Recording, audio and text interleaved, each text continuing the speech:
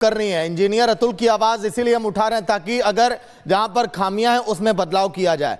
संकेत दबाड़े वकील हमारे साथ जुड़े हुए हैं।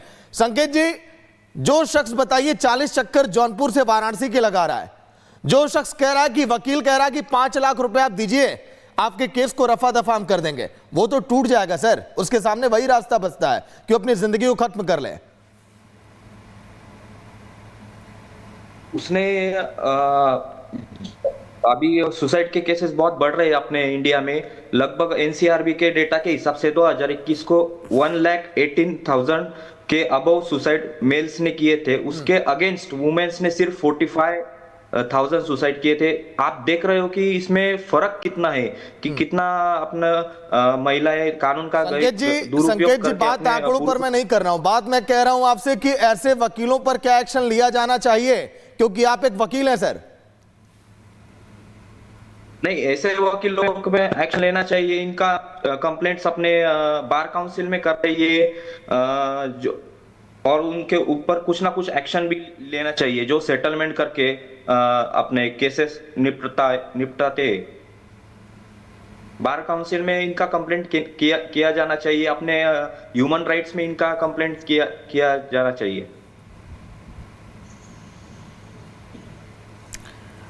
ठीक है अतुल जी और बरकत रेहान दोनों हमारे साथ इस वक्त जुड़े हुए हैं, लेकिन सवाल यही बना हुआ है कि आखिर इस मामले में एक्शन के साथ साथ कौन लोग जिम्मेदार हैं? क्या सिस्टम जिम्मेदार है या वाकई जिस तरह से परिवार के लोग उसे परेशान कर रहे थे ये कहा जा रहा है? बरकत जी, एक चीज और समझना चाहूंगी कि क्योंकि आप पुरुष आयोग से जुड़ी हुई हैं, अब ऐसे मामलों में कैसे आवाज उठाई जाएगी? पुरुषों को न्याय दिलाने के लिए क्या किया जाएगा? क्योंकि हम हमेशा देखते हैं कि पुरुष अगर दिक्कत में होते भी हैं तो कभी फैमिली से शेयर नहीं करते हैं, क्योंकि उनको लगता है पहले से दिक्कत ज्यादा है, अगर मैं भी इस बात को बताऊंगा तो दिक्कतें और बढ़ जाएंगी। और कहते हैं ना कि आदमियों के आंसू नहीं निकलते हैं, तो आंसू भी नहीं निकलते हैं, अपनी बात भी नहीं कह पाते हैं। देखिए, पुरुष अगर बताना भी चाहे तो किसको बताए? यही तो मेरी मांग थी सरकार से इतने सालों से। आप बताइए कि जेंडर न्यूट्रल लॉज हो जाए देश में, सबके लिए बराबर कानून हो जाए और एक पुरुष आयोग मेंस कमीशन का गठन सरकार द्वारा हो। जब सरकार इस गठन करेगी इसका मेंस कमीशन का, तभी तो सुनवाई होगी। देखिए, कुत्ता मर जाता है उसकी भी सुनवाई हो जाती है, पेड़ पौधों की, महिलाओं की, बच्चों की, लेकिन पुरुष की आखिर सुनवाई क्यों नहीं हो रही? 50%, 51% जो पुरुष रहते हैं उनकी कोई सुनवाई नहीं है। तो ये तो मुहिम जो है वो बढ़नी चाहिए। जितनी ज्यादा से ज्यादा हम आवाज निकाल सके, उठा सके, तभी बात बनेगी। महिलाओं को खास करके मेरी रिक्वेस्ट है, जो माताएं बहनें हैं जिनके बेटों के साथ इतनी नाइंसाफी होती है और ये हर घर की कहानी है, लेकिन वो बाहर आए, खुल के बोले। और पुरुष का जो आप बोले वो बेचारा बोले तो बोले किसको? दूसरी बात, शर्म के मारे उसके शब्द नहीं निकलते। तीसरी बात है कि जब वो कहीं वकील के पास जाता है तो लाखों रुपए मांगे जाते हैं सरकार पे। मुझे याद है मेनका गांधी जी से मैं एक बार मिलने गई थी, वो कहती थी यहाँ पे हजारों कॉल आते हैं पुरुषों के।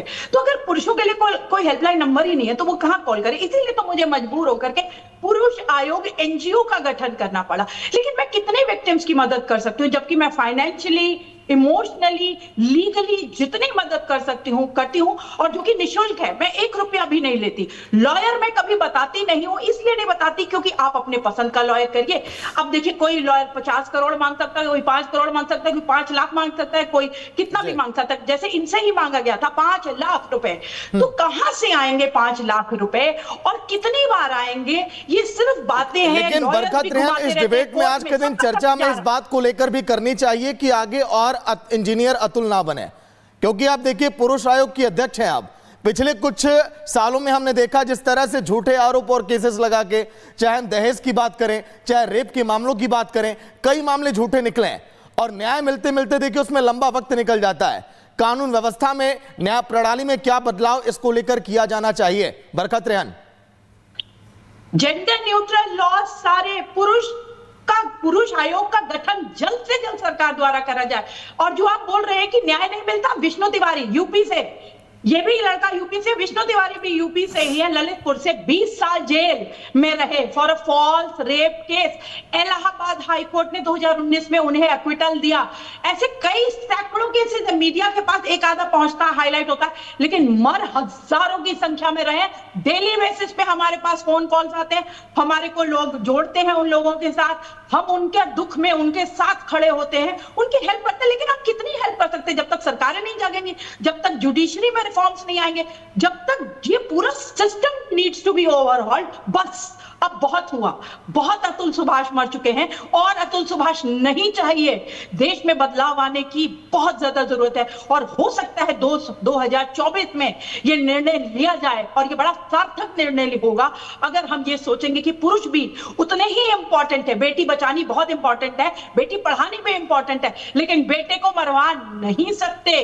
जस्टिस गोगोई अगर अपने आप को बचा नहीं सके तो क्या कॉमन इंसान का, कॉमन आदमी का क्या हाल होगा? ठीक है, बड़ी बात आप यहाँ पर कह रहे हैं, बार बार आपसे कहना है। ठीक है बरखा जी, अब मेरा सवाल ये है कि अब अगला स्टेप आपका इस पर क्या होना है? क्या स्टैंड आपकी तरफ से आप रखने वाली हैं आगे? देखिए, मैं तो आखिरी दम तक, जब तक मेरे अंदर जान है, आखिरी मेरी सांस चलेगी, तब तक मैं जस्टिस के लिए फाइट करूंगी। नाम बदल जाते हैं, पता नहीं कब जागेगा ये देश।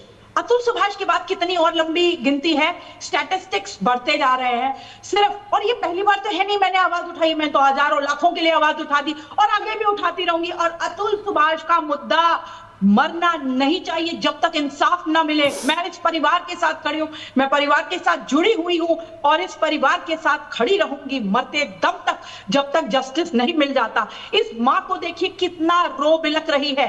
क्या इसका बेटा वापस आ सकता है? अरबों करबों मैं देती हूं, अरबों रुपया, क्या इसका बेटा वापस आ सकता है? नहीं आ सकता। मैं भी एक मां हूं, मैं इस प्रताड़ना को समझती हूं कि कितनी प्रताड़ना हुई होगी इनके बेटे के साथ, इनकी फैमिली के साथ।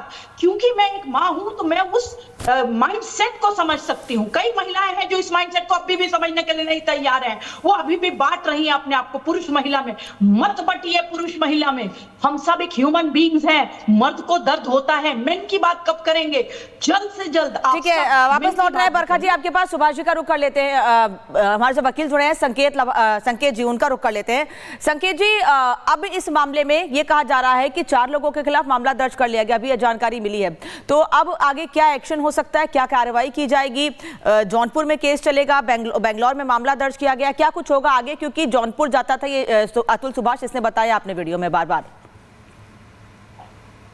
अभी जिनके ऊपर मामला दर्ज हुआ है उनको गिरफ्तारी होनी चाहिए और उनको कड़ी से कड़ी सजा होनी चाहिए। और जो महिलाओं के कानून है इसमें कुछ बदलाव होने चाहिए ताकि आगे जाके कोई अतुल सुभाष ना बने। जो महिलाओं के कानून है, जो महिलाएं जो केस दर्ज करती है कोई पुरुष पे, तो जो अगर वो पुरुष निर्दोष पाया जाता है तो उस महिला को भी उतनी ही सजा होनी चाहिए जो उतनी सजा वो पुरुष को होने वाली थी। और जो अपने जो महिलाओं के बाजू से कानून है उसमें से अगर एलिमनी ये पार्ट निकाला जाए तो मैं गारंटी देता हूं कि 80% केसेस होंगे ही नहीं। ये अपनी महिलाएं 80% केसेस करेगी ही नहीं। यहाँ पे ऐड करना चाहूंगी